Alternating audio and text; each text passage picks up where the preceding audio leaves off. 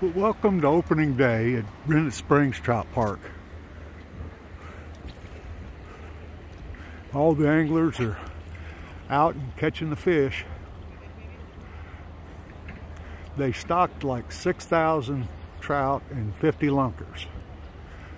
So we should be seeing a few lunkers coming out.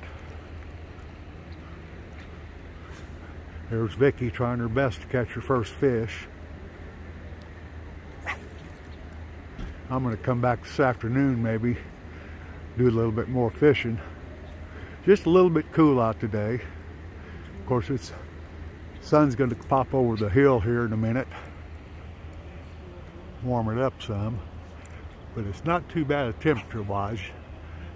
At least they don't have to have the burn barrels out. Got quite a bit of a crowd here today.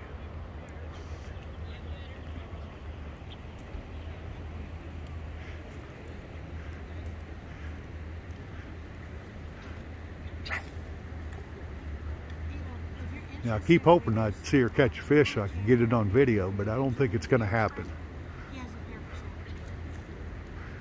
She's using my pole now.